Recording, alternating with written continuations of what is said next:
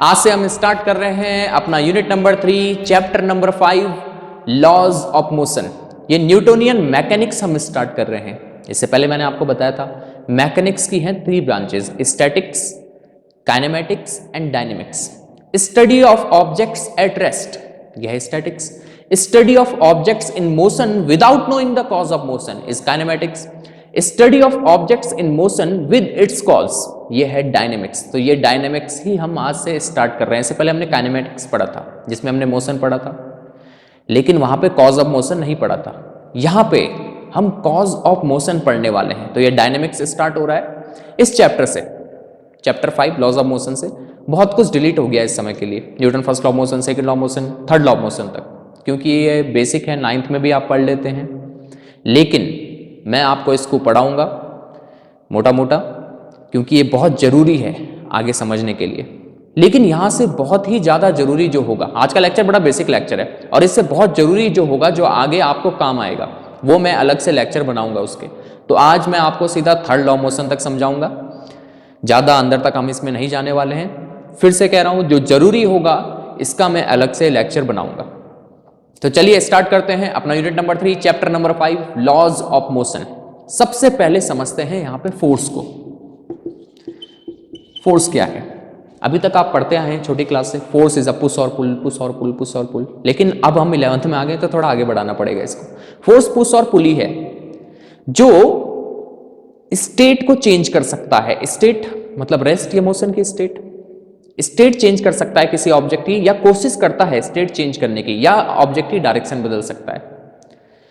जैसे ये ऑब्जेक्ट अभी रेस्ट में है, फोर्स लगाया मोशन में आ गया, स्टेट बदल गई। कोई ऑब्जेक्ट मोशन कर रहा है, फोर्स लगाया रेस्ट में आ गया, स्टेट बदल गई। या ये कोशिश करता है स्टेट बदलने की, या ये डायरेक्शन बदल देता है। तो फोर्स क्या क्या कर सकता है? Force can change speed of an object, speed बदल सकता है। ये ऑब्जेक्ट अभी रेस्ट में है, मैंने इसको फोर्स लगाया, स्पीड बढ़ गई। स्पीड, कोई ऑब्जेक्ट चल रहा है, फोर्स लगाया, उसकी स्पीड कम हो गई, तो स्पीड बदल सकता है फोर्स। और क्या कर सकता है force? Force can change direction, ये डायरेक्शन बदल सकता है। कैसे सर? यहां से बॉल आ रही है, आपने उसमें फोर्स, यहां से इधर के लिए आ रही है, आपने फोर्स लगाया, इधर के लिए चले गई, डायरेक्शन बदल गई। या स्टीयरिंग व्हील होता है, आपने उस पर फोर्स लगाया, डायरेक्शन बदल जाती है व्हीकल की, ठीक है। और क्या कर सकता है force? Force can change shape of an object, ये ऑब्जेक्ट का शेप बदल सकता है। एक बॉल है, आपने उसमें फोर्स लगाया, उसका शेप बदल जाता है। तो फोर्स स्पीड बदल सकता है, डायरेक्शन बदल सकता है, और can change the shape of an object, ठीक। फोर्स एसआई यूनिट, ये आपको पता है, इसकी एसआई यूनिट है न्यूटन, डिनोटेड बाय एन। कैसी क्वांटिटी है? स्केलर या वेक्टर? यह है वेक्टर क्वांटिटी, फोर्स की डायरेक्शन होती है। तो ये फोर्स हमें आना चाहिए समझ में, तभी हम इस चैप्टर को समझ पाएंगे। एरिस्टोटल ने मोशन को स्टडी किया, और एरिस्टोटल ने बताया कि कोई भी ऑब्जेक्ट अगर यूनिफॉर्म वेलोसिटी से चल रहा है तो उसको एक्सटर्नल फोर्स की जरूरत पड़ती है। लेकिन गैलीलियो ने उनको रॉन्ग प्रूव किया, और गैलीलियो ने लॉ ऑफ इनर्शिया दिया, इनर्शिया का कंसेप्ट दिया। अब इनर्शिया क्या होता है उसको भी समझ लेते हैं। इनर्शिया क्या है? खैर आप ये जानते हैं, 9th में पढ़ा है आपने, लेकिन ये बेस समझ में आना जरूरी है। इनर्शिया सभी में होता है, सभी ऑब्जेक्ट में जिसका मास होगा उस पर इनर्शिया होगा। तो इनर्शिया एक इनहेरेंट प्रॉपर्टी है। क्या है? इनहेरेंट प्रॉपर्टी, जिसकी वजह से ऑब्जेक्ट अपनी स्टेट अपने आप नहीं बदल पाता है। जैसे ये मार्कर अभी रेस्ट में है, क्या ये अपने आप मोशन में आ जाएगा? नहीं, किसी फोर्स की जरूरत पड़ेगी इसको मोशन में लाने के लिए। कोई ऑब्जेक्ट मोशन कर रहा है, क्या वो अपने आप रेस्ट में आ जाएगा? नहीं, फोर्स की जरूरत पड़ेगी उसको रेस्ट में लेके आने के लिए। सर बॉल तो रेस्ट में आ जाती है, ऐसे फेंको उसको फ्लोर पे, नीचे जमीन पे फेंको, अपने आप रुक जाती है। वहां पे भी फ्रिक्शनल फोर्स लगता है उसको रोकने के लिए, या हम आगे पढ़ेंगे फ्रिक्शन। तो ऑब्जेक्ट अपनी स्टेट अपने आप नहीं बदल पाता है, इस प्रॉपर्टी को कहते हैं इनर्शिया। क्या कहते हैं? इनर्शिया। ये सभी में होती है, ये इनहेरेंट प्रॉपर्टी है। इनर्शिया को रेजिस्टेंस टू चेंज कह सकते हैं, रेजिस्टेंस टू चेंज, ठीक है। इनर्शिया हमारे पास डिफरेंट टाइप्स के हो सकते हैं। इनर्शिया ऑफ रेस्ट, मतलब कोई ऑब्जेक्ट रेस्ट में है तो वो रेस्ट में ही रहना चाहता है। जैसे आप किसी व्हीकल में बैठे हुए हैं, कार में बैठे हुए हैं और कार अचानक से स्टार्ट होती है तो आपको एक बैकवर्ड पुश लगता है। क्यों? क्योंकि आपकी बॉडी रेस्ट में रहना चाहती है। कार तो आगे जा रही है लेकिन आपकी बॉडी चाहती है वो रेस्ट में ही रहे, तो आपको बैकवर्ड पुश लगता है। This is called inertia of rest. एक होता है inertia of motion. Inertia of motion, कोई ऑब्जेक्ट मोशन कर रहा है, वो मोशन ही करते रहना चाहता है। जैसे आप कार में बैठे हुए हैं, कार स्पीड से चल रही है और सडनली ब्रेक लगा दिया कार ने, तो आपकी बॉडी आगे आगे के लिए मूव करती है, ऐसा फॉरवर्ड पुश लगता है। क्यों आपकी बॉडी आगे के लिए मूव कर गई? क्योंकि आपकी बॉडी चाहती है कि वो चलते ही रहे, वो चलते ही रहे, तो आपको ऐसे आगे पुश लगता है। जब कार सडन ब्रेक अप्लाई करती है, जब कार सडन रुक जाती है, तो आपको फॉरवर्ड पुश लगता है क्योंकि आपकी बॉडी आगे ही जाना चाहती है। This is inertia of motion. एक और इनर्शिया होता है इनर्शिया ऑफ डायरेक्शन।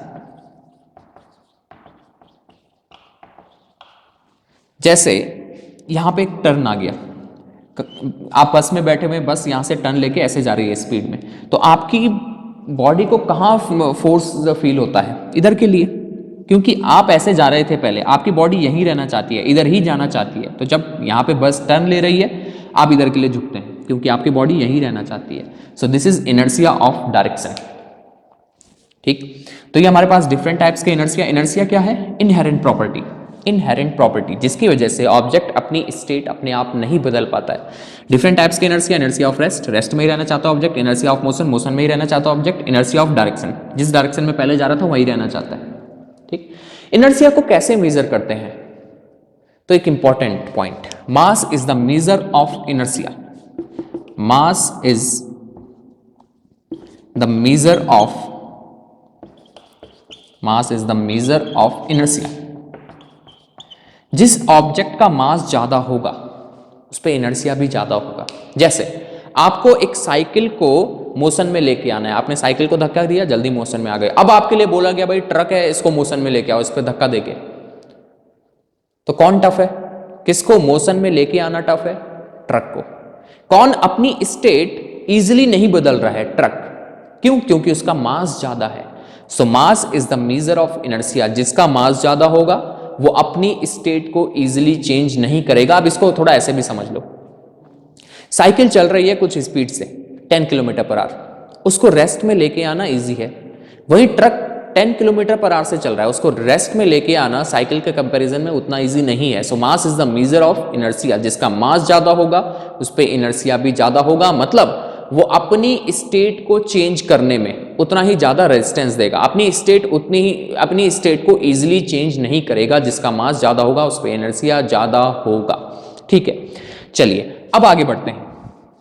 देखो मैंने बताया ना बेसिक लेक्चर है। अब इसमें से जो जरूरी होगा, इसमें से जो जरूरी होगा मैं उसके अलग से लेक्चर बनाऊंगा। अब आगे समझते हैं लीनियर मोमेंटम। मोमेंटम, मोमेंटम क्या है? मोमेंटम क्या है, कैसे डिफाइन करते हैं आप मोमेंटम को? Momentum is quantity of motion in an object. Quantity of motion, quantity of motion in an object. ठीक है, इसको थोड़ा ऐसे समझिए। मेरे पास ये मार्कर है, मैं ऐसे इसको फेंकता हूं। सपोज मैंने इस ऐसे किसी पे फेंका, थोड़ा हल्के ही फेंका तो वो ज़्यादा डैमेज नहीं करेगा किसी पर्सन को। अब मैंने उस पर ये जोर से फेंक दिया तो डैमेज ज़्यादा होगा। मतलब इफेक्ट ऑफ मोशन कब ज़्यादा है? जब वेलोसिटी ज़्यादा हो। एक और चीज़, मैंने इसको ऐसे फेंका किसी पर्सन पे, किसी आदमी पे, उस पर उतना नहीं लगेगा। लेकिन वहीं मैं 1 किलो का पत्थर लेके आया भारी सा और मैंने किसी पे फेंका तो वो ज़्यादा डैमेज करेगा, ज़्यादा इफेक्ट ऑफ मोशन होगा। इसका मतलब इफेक्ट ऑफ मोशन किस पे डिपेंड कर रहा है?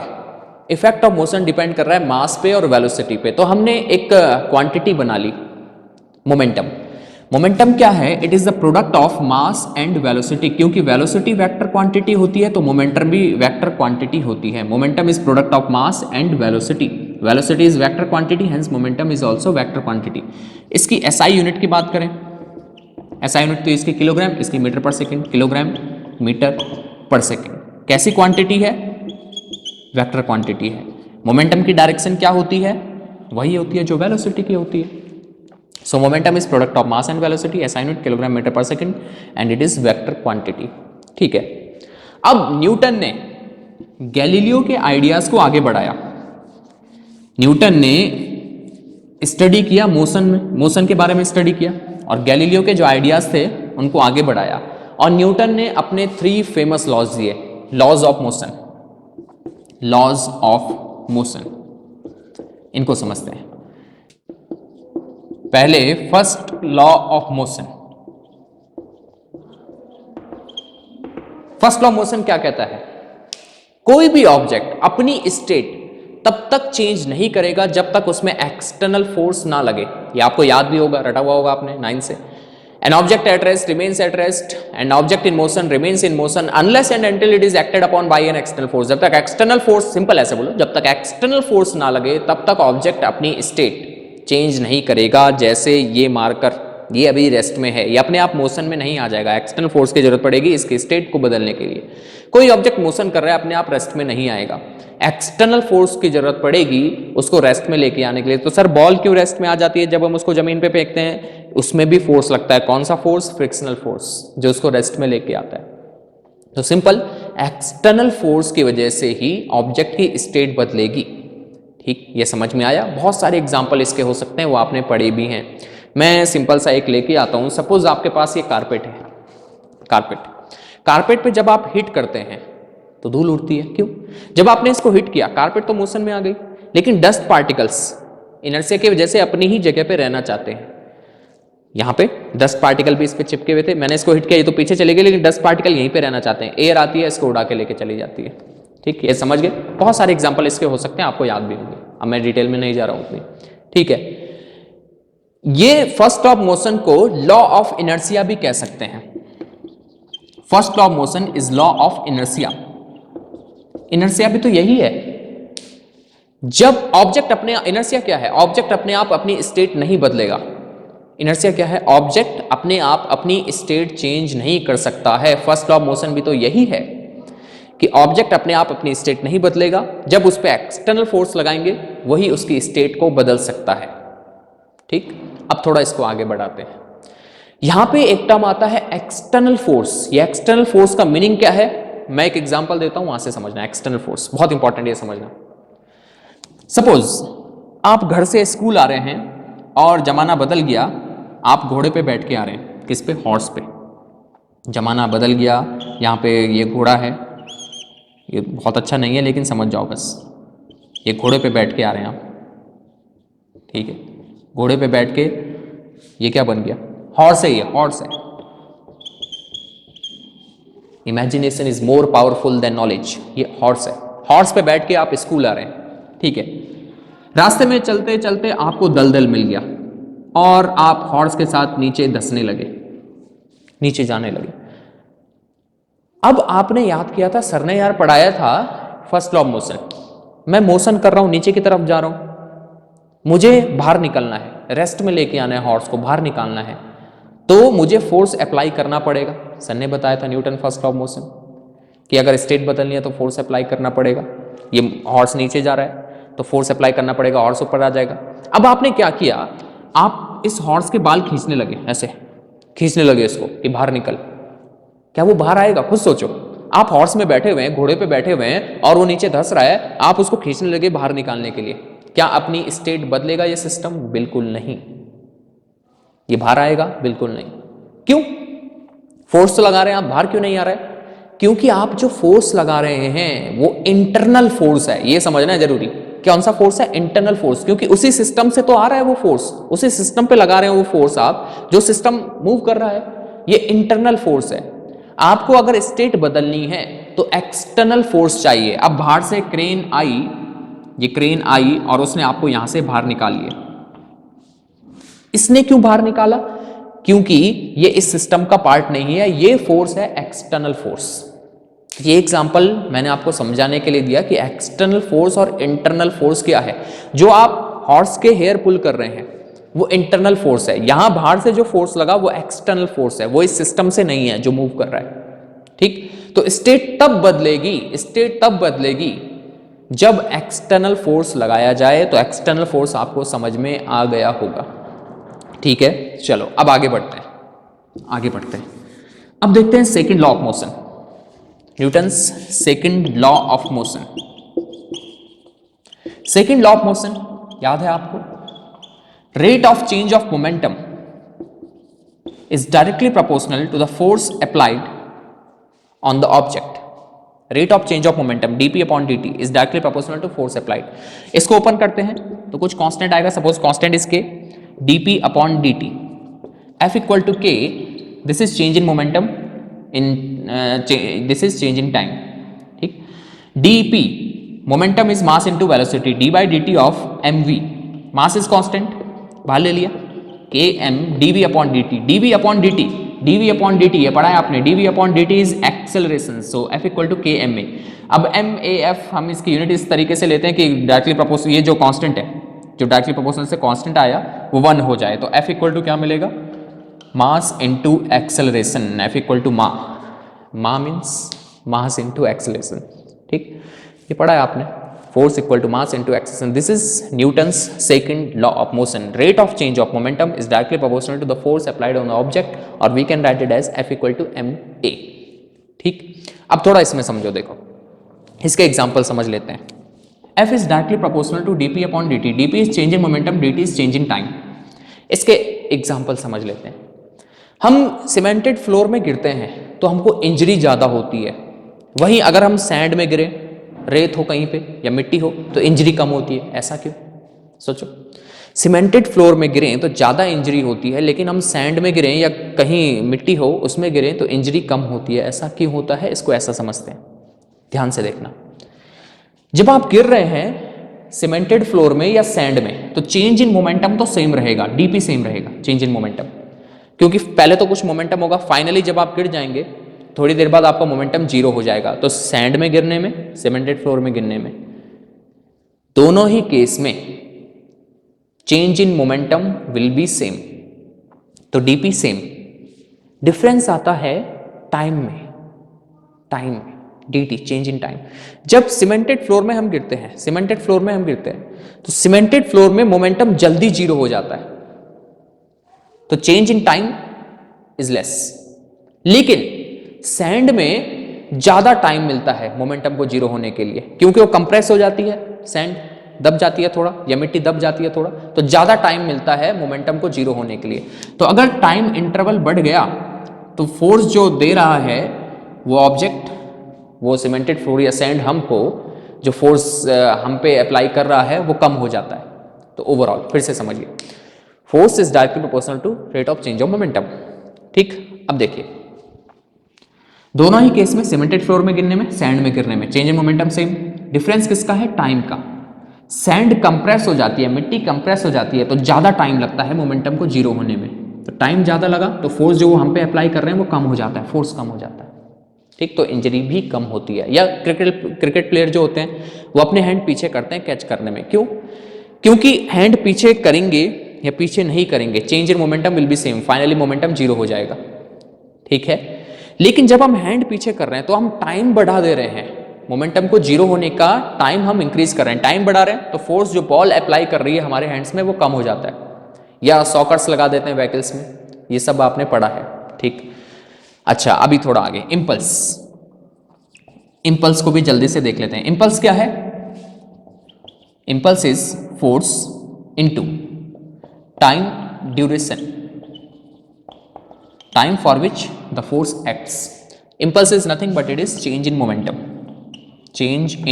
मोमेंटम, ये भी आपने पढ़ा है। ठीक, अब आगे बढ़ते हैं, Newton's third law of motion. ये जल्दी से देख रहे हैं हम क्योंकि ये पोर्शन डिलीट हो गया है, लेकिन बेस आना चाहिए। आज मैं बस बेस बता रहा हूं और इसमें से जो जरूरी होगा वो मैं अलग से लेक्चर बनाऊंगा। ठीक, जो बहुत ज्यादा जरूरी होगा। ठीक है, अब थर्ड लॉ ऑफ मोशन देखते हैं। ये भी आपने पढ़ा है, ये सबको पता है थर्ड लॉ ऑफ मोशन, ये तो जाना पहचाना है।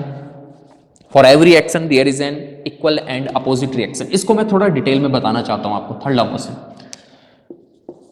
Third law of motion,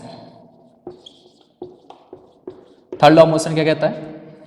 for every action for every action there is an equal and opposite reaction. Action का रिएक्शन तो मिलता है, ठीक। कैसे? देखो, यहां पे वॉल है, यहां पे वॉल है, यहां पे आपने बॉल फेंकी, इस वॉल पे ऐसे बॉल को फेंका, तो ये बॉल यहां पे स्ट्राइक करेगी ऐसे, तो बॉल एक्शन कर रही है वॉल पे, ठीक। वॉल इसको रिएक्शन देगी, तो वॉल रिएक्शन किसको देगी? बॉल को, ठीक। बॉल ने वॉल पे फोर्स लगाया, तो वॉल ने भी बॉल पे फोर्स लगाया। For every action there is an equal and opposite reaction, ठीक, समझ गए? या हम ऐसा भी कह सकते हैं, forces always exist in pairs. Force हमेशा पेयर में होते हैं, अकेला फोर्स नहीं होता। एक्शन होगा तो उसका रिएक्शन भी होगा। अब इसको थोड़ा मैं डिटेल में समझाना चाहता हूं, और थोड़ा यहां देखिए, ध्यान से देखो। एक्शन और रिएक्शन हमेशा अलग अलग ऑब्जेक्ट में लगते हैं। जैसे मैंने अभी वॉल का और बॉल का बताया, ये वॉल है, बॉल ने एक्शन इस पे दिया और रिएक्शन किसको मिला? बॉल को। तो एक्शन और रिएक्शन अलग अलग ऑब्जेक्ट में लगते हैं, समझ गए? एक्शन और रिएक्शन अलग अलग ऑब्जेक्ट में लगते हैं। इसको भी लिख लेते हैं, action and reaction always acts in different bodies,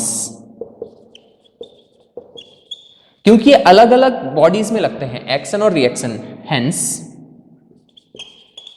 they can not cancel each other. ये एक दूसरे को कैंसिल नहीं करेंगे, ये इंपॉर्टेंट है। Hence they can not cancel each other. Equal opposite जरूर होते हैं, इक्वल अपोजिट जरूर होते हैं, लेकिन अलग अलग ऑब्जेक्ट में लगते हैं, इसलिए ये एक दूसरे को कैंसिल नहीं कर सकते, ठीक है। एक्शन और रिएक्शन एक दूसरे को कैंसिल नहीं करेंगे क्योंकि अलग अलग ऑब्जेक्ट में लगते हैं। अब इसको थोड़ा देखिए, समझिए। यहां पे किसी सरफेस पे आपने एक ऑब्जेक्ट रखा है, ऐसे एक ऑब्जेक्ट रखा है। अब देखो, जैसे ये मार्कर आपने यहां इस सरफेस पे रखा हुआ है, हैंड पे, सरफेस इस केस में हैंड है, तो ये मार्कर इस हैंड को दबाएगा, ये ऑब्जेक्ट इस सरफेस को नीचे दबाएगा, तो इस सरफेस पे फोर्स लगेगा, force on the surface due to object, नीचे की तरफ। This is action. ये क्या है? एक्शन। इस सरफेस ने इस ऑब्जेक्ट पे रिएक्शन दिया, this is reaction, force on the object due to surface, ठीक। तो action, this is reaction. Action किस पे हुआ? सरफेस पे। रिएक्शन किसको मिला? ऑब्जेक्ट को। तो एक्शन रिएक्शन अलग अलग ऑब्जेक्ट में लगते हैं और एक दूसरे को ये कैंसिल नहीं करेंगे क्योंकि अलग अलग ऑब्जेक्ट में लगे हुए हैं। इक्वल जरूर होते हैं, इक्वल और अपोजिट जरूर है, ठीक है। अब देखिए, ध्यान से देखिए थोड़ा। अगर इस ऑब्जेक्ट में ऊपर की तरफ रिएक्शन मिल रहा है, इसकी वजह से ऊपर की तरफ फोर्स लग रहा है, तो ये ऑब्जेक्ट ऊपर क्यों नहीं चले जाता? Newton first law of motion के अकॉर्डिंग कि अगर एक्सटर्नल फोर्स लग जाए तो ऑब्जेक्ट को मूव करना चाहिए। मैंने ये मार्कर रखा हुआ है, अगर इसकी वजह से, सरफेस की वजह से इस पे ऊपर फोर्स लग रहा है, तो ये मार्कर अपने आप ऊपर क्यों नहीं जा रहा है? क्योंकि इस ऑब्जेक्ट का वेट भी एक्ट कर रहा है डाउनवर्ड्स, mg। समझिए, इस मार्कर का वेट भी तो एक्ट कर रहा है नीचे की तरफ, mg। तो ये ऊपर नहीं जा रहा है, कहीं भी मूव नहीं कर रहा है, इसका मतलब नेट फोर्स कितना लग रहा है इस पे? 0। क्योंकि अगर फोर्स लगता, नेट एक्सटर्नल फोर्स लगता, तो इसने मूव कर जाना था, ये मूव नहीं कर रहा है, इसका मतलब ये फोर्स और वेट इक्वल है। क्या ये mg और FOS एक्शन रिएक्शन पेयर हैं? FSO FOS दोनों एक्शन रिएक्शन पेयर हैं, ठीक है जी। क्या mg और FOS भी एक्शन रिएक्शन पेयर हैं? नहीं, नहीं। क्यों? बहुत सारे रीजन है। पहला रीजन, mg और FOS एक ही ऑब्जेक्ट में एक्ट कर रहा है, पहली बात। एक्शन रिएक्शन अलग अलग ऑब्जेक्ट में लगते हैं। दूसरी बात important point, action and reaction हमेशा सेम नेचर के होते हैं, are of same nature. Same nature का मतलब है अगर एक्शन ग्रेविटेशनल फोर्स है तो रिएक्शन भी ग्रेविटेशनल फोर्स होगा। एक्शन इलेक्ट्रिक फोर्स है तो रिएक्शन भी इलेक्ट्रिक फोर्स होगा। ठीक है, अब फिर से ध्यान से देखते जाओ। अगर अर्थ इस पे ग्रेविटेशनल फोर्स नीचे की तरफ लगा रही है, जो इसका वेट है mg, तो अर्थ पे भी ये ऑब्जेक्ट ऊपर की तरफ फोर्स लगा रहा है। ये ऑब्जेक्ट अर्थ पे भी ऊपर की तरफ फोर्स लगा रहा है। वो अलग बात है, अर्थ का मास ज्यादा है तो अर्थ मूव नहीं करती है, मूव ऑब्जेक्ट ही करता है। ठीक, तो ये एक्शन रिएक्शन पेयर है। इसने जो अर्थ पे फोर्स लगाया और अर्थ जो इस पे फोर्स लगा रही है, ये एक्शन रिएक्शन पेयर है। समझ गए? यहां पे FSO और FOS एक्शन रिएक्शन है। फिर से समझो, FSO और FOS एक्शन रिएक्शन है। अर्थ जो इस पे फोर्स लगा रही है mg, और अर्थ पे जो ये फोर्स लगा रहा है ऊपर की तरफ, ये एक्शन रिएक्शन पेयर है। एक्शन रिएक्शन पेयर हमेशा अलग अलग ऑब्जेक्ट में लगते हैं और ये इसलिए एक दूसरे को कैंसिल नहीं कर सकते। Action and reaction are of same nature. ठीक, यहां पे भी समझ गए क्या हुआ? फिर से देखो, इस ऑब्जेक्ट ने इस सरफेस पे फोर्स लगाया नीचे की तरफ FSO, तो इसने इसको रिएक्शन दिया FOS। इस रिएक्शन को R से या N से शो करते हैं। ठीक, मैं R से ही शो करूंगा आगे, रिएक्शन को R से। इसने रिएक्शन इसको ऊपर दिया, तो ये ऑब्जेक्ट मूव क्यों नहीं कर जा रहा ऊपर? अगर इस पे यही फोर्स है तो Newton first law of motion कहता है कि फोर्स लगने से तो मूव कर जाना चाहिए, स्टेट बदल जानी चाहिए। अगर नेट एक्सटर्नल फोर्स लग रहा है तो ये इसलिए मूव नहीं कर रहा क्योंकि इस पे नीचे की तरफ इसका वेट एक्ट कर रहा है mg। ठीक, क्योंकि ये मूव नहीं कर रहा है, इस पे नेट फोर्स 0 है, मतलब जितना इस पे फोर्स लग रहा है FOS ऊपर की तरफ, उतना ही नीचे की तरफ लग रहा है mg। क्या mg और FOS एक्शन रिएक्शन पेयर है? बिल्कुल भी नहीं। एक्शन रिएक्शन पेयर कौन से हैं? ये दोनों हैं, और इस पे वेट ये, और ये जो अर्थ पे फोर्स लगा रहा है वो एक्शन रिएक्शन पेयर है। ठीक, इतनी बात समझ गए? ये चीजें क्लियर हुई? बड़ा basic lecture, Newton first law of motion, second law of motion, third law of motion, ये अच्छे से आना चाहिए। खैर ये डिलीट हो गया है इसलिए मैंने इसको मोटा मोटा पढ़ाया, बार बार पढ़ाया। अब इसमें से जो जरूरी होगा उसको मैं अलग से बनाऊंगा, जो आपके आगे कॉम्पिटिटिव लेवल के लिए जरूरी है वो मैं अलग से बनाऊंगा। ठीक है, तो आज के लिए इनफ है, इतना काफी है इसमें आज के लिए। बाकी नेक्स्ट लेक्चर में हम देखेंगे। आज के लिए इनफ, थैंक यू।